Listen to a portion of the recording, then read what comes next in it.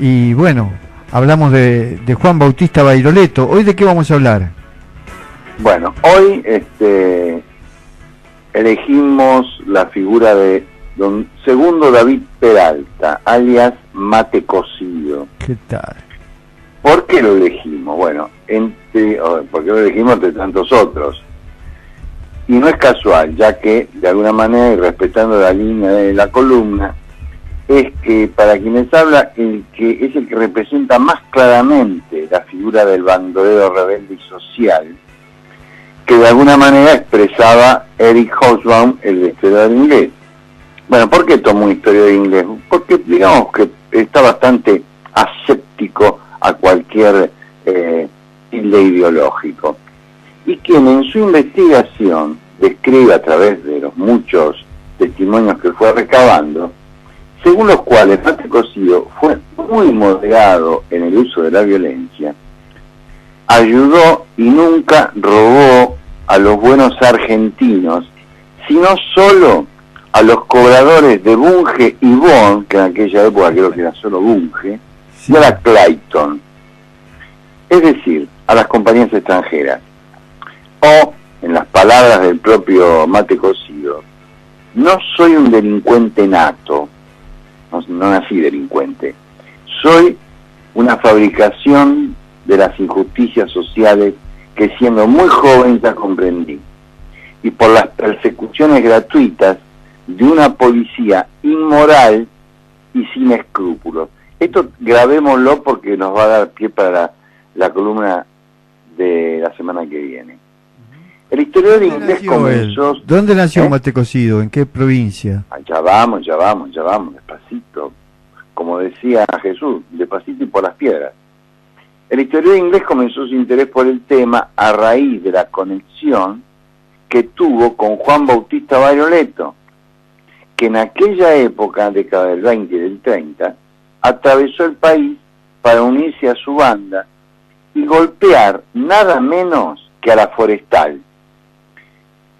Indagando sobre ese asombroso encuentro, pudo constatar que detrás del episodio de ese encuentro estaba la mano de los anarquistas, lo cual completa el cuadro y permitía entender mejor el fenómeno de los bandidos populares en nuestro país.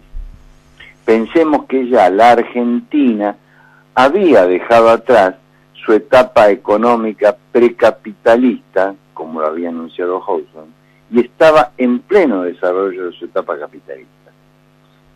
Mate Cocido nació en la provincia de Tucumán el 3 de marzo de 1897. Hijo de una familia humilde y numerosa, fue a la escuela primaria y trabajó en una imprenta, siguiendo el oficio de su padre, lo cual no es, digamos, extraño. Pensemos que el primer sindicato que se organiza de mano de los anarquistas es la Asociación Tipográfica, que tiene que ver precisamente con la imprenta. Cosa que ya describiste vos con anterioridad, cuando hablamos del movimiento obrero. Claro. Hasta que, lógico, empezó a tener problemas con la autoridad. Se cuenta que un policía lo persiguió a raíz de una cierta rivalidad, y una vez más, por una mujer. El hecho es que lo detuvieron por primera vez en Tucumán en octubre de 1918, acusado por un robo, cuando tenía 21 años. A partir de entonces, la policía no va a dejar de perseguirlo, con o sin motivo. Ese hostigamiento determinó que abandonara Tucumán para irse al Chaco en 1926. Existe la versión de fuentes policiales de que tuvo que marcharse a raíz de su intervención en una huelga. Es interesante constatar que encontró un medio propicio en la zona rural del Chaco. Allí se echó al monte, momento crucial en la carrera de todo bandolero, o en términos de la tradición popular autóctona, se hizo gaucho. Recordando la frase que citamos en su carta, donde se consideraba producto de las injusticias sociales, cabe presumir un temprano contacto con la agitación y las ideas proletarias de la época. En el Chaco se juntó con otro personaje que también no es conocido, Antonio Rossi, conocido como el Calabrés. Perpetraron una serie de robos y hurtos y fueron apresados en 1926 y cumplieron poco más de 5 años en prisión. Así fue que Mate Cocido se dirigió a Presidencia Sáenz Peña, en Chaco. Allí recompuso la banda, sumando a la misma a Eusebio Zamacola, un vasco español con fuertes vínculos con el anarquismo. Sus andanzas comenzaron a adquirir notoriedad, concitando la admiración popular. ¿Por qué el Chaco? Podría venir a la pregunta. Esto es un detalle muy interesante. El escenario escogido era un área fronteriza en proceso de colonización para la época. La conquista se realizó a partir de la expedición del general Victorica en 1884 y en 1911 permitió ocupar la zona del centro-oeste del Chaco. A diferencia de la otra campaña de exterminio de los aborígenes que ejecutó Roca en el sur, en el Chaco se practicó la reducción. ¿Qué es la reducción? No por contemplaciones humanitarias, sino porque, como bien lo explica el mismo Victorica, estas tribus proporcionarán brazos baratos a la industria azucarera. Acá ya empieza a sonar un apellido conocido, Berca Varela, ¿le suena, compañero? Y a los obrajes madereros. Miles de tobas, matacos y mocovíes fueron forzados a afincarse en reservas y trabajar como peones. En 1904, antes de las andanzas de Mate Cocido, se estableció la Forestal, que era una empresa británica para la extracción de tanino, subsidiaria de un emporio internacional de capital inglés, que se apropió de millones de hectáreas y ocupó miles de jornaleros, imponiendo un régimen casi feudal en los dominios, dedicada, como dije, a la extracción del tanino. ¿Qué es el tanino? Una sustancia necesaria para el curtido de cueros. Sus explotaciones devastarían en pocas décadas el milenario tesoro de los quebrachales. En la década, una anécdota, para mí insume tiempo, pero pensemos que Santiago del Estero, que casi en medio de un desierto, una zona bastante desértica, en ese momento era un lugar de extensos quebrachales, de quebracho, fundamentalmente el quebracho colorado. En la década de 1920, cuando nuestros bandoleros aparecieron en el Chaco, se estaba difundiendo en la región central el cultivo del algodón, que atraía como colonos a inmigrantes italianos, polacos y de otras nacionalidades. El cultivo y cosecha de algodón requería también mucha fuerza de trabajo estacional, que proveían los indígenas y braceros de la provincia vecina. En aquel medio, los conflictos rurales eclosionaron. El violento sometimiento de los indios se prolongaba en los años 20 y los 30. En 1924 surgió un movimiento milenarista en la colonia de Napalpí, milenarista en función de recuperación de la identidad de los pueblos originarios, y la protesta derivó en una huelga general. Y los indios, ¿qué pasó? Fueron aplastados mediante una terrible masacre. En 1933, el fenómeno se reprodujo en otras colonias. Paralelamente, en los establecimientos fabriles de la Forestal, los obreros anarcosindicalistas, que ocupaban los puestos más especializados, desarrollaron una organización sindical importante, incluso con prensa propia. Bueno, esto lo vamos a ver en la película argentina Quebracho, por ejemplo. Y desafiaron a la patronal con reivindicaciones sociales. ¿Cuál fue la respuesta? La misma: represión, sangre y fuego. Volvemos. La banda de Mate Cocido encontró refugio seguro en la zona central del Chaco, en los ranchos de los colonos pobres, entre los obreros de las achadas, y en la selva habitada por campesinos miserables de origen indígena. Los bandidos repartían generosas, entre comillas, contribuciones entre amigos, simpatizantes y encubridores, o facilitando dinero a gente humilde para pagar deudas imposibles de pagar a sus acreedores. ¿Qué hacía después la banda? Robaba a los acreedores para recuperar el dinero que le habían facilitado a los campesinos. Entonces aparecía ante ellos como el brazo vengador contra las injusticias.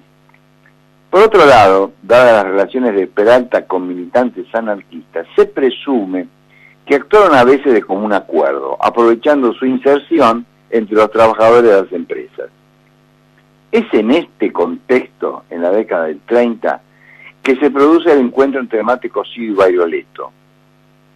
En un lugar que, usando como mascarada un prostíbulo, era en sí el reducto de una logia, los Hijos del Trabajo, que era anarquista. Narra Agustín Lazo, sindicalista de la Fora, que fue testigo presencial del encuentro entre Bairioleto con Mate Cocido, quien quedó deslumbrado por el firme ideario anarquista de Peralta.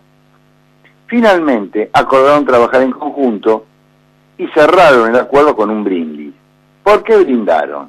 Por la unión, por la anarquía y por el reparto de las tierras entre los chacareros. Digamos que acá ya había subido un nivel cualitativo la acción de estos bandoleros sociales encarnados por Mate Cocido. El propósito de los anarquistas habría sido reunir a los dos famosos bandidos, instigándolos a ejercer una suerte de represalia, fundamentalmente contra la tan odiada forestal.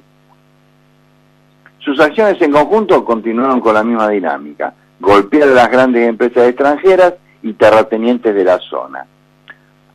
Esto tuvo, digamos, importantes beneficios hasta que las características personales de estos personajes llegó un momento en que encontraron las desavenencias y se separaron. Bairioleto volvió a su lugar de origen, donde en 1941 muere, lo matan o se suicidó. En cuanto a Mate Cocido, fue buscado, perseguido durante muchísimo tiempo. Todo fue infructuoso. Se lo dio por muerto, por resucitado, por muerto nuevamente, muchas veces. Versiones estas imposibles de comprobar dicen que vivió en Rosario. Atento a esto, que ya en la década del 40 avanzada fue cacique local del peronismo en Santa Fe, o que vivía de rentas en Paraguay. Y también que formó una familia radicada en el interior de Tucumán, donde allí envejeció rodeado de hijos y murió de cáncer en una cama. Esto se contradice con lo que expresó su mujer, personaje histórico, Genoveva Romano, y madre de un hijo, perseguida también por la policía. Ella cuenta que en una oportunidad, ya vuelta a su pueblo natal, Roque Sáenz Peña, Mate Cocido mandó cierta vez a un emisario para llevarlos con él, cosa a la que Genoveva se negó, pensando sobre todo en el futuro de su hijo. Y así se resignó a no verlo nunca más. Genoveva siguió viviendo en Sáenz Peña, acompañada por el afecto de sus nietos, hasta febrero de 2011. También fue principal contributiva a un documental que se hizo para la época en la provincia de Chaco. Finalizo, como lo expresa Hugo Chumbita en su libro, a tener en cuenta esto, la leyenda de los bandoleos gauchos sigue siendo más que un dato folclórico, es o debería ser una señal de advertencia sobre las fisuras entre la cultura popular y el orden legal establecido, sea cual fuera su signo. Repito, la leyenda de los bandoleos gauchos sigue siendo más que un dato folclórico, es o debería ser una señal de advertencia sobre las fisuras entre la cultura popular y el orden legal establecido, sea cual fuera su signo. Un canto popular de aquellas épocas, cierro con esto definitivo, que dice: de aquella yunta de lujo el Chaco guarda memoria, y va creciendo una historia que no tapará el olvido. Dos valientes, dos bandidos, según los diarios porteños, que atracaban a los dueños de tierras y quebrachales para remediar los males de tanto pobre chaqueño.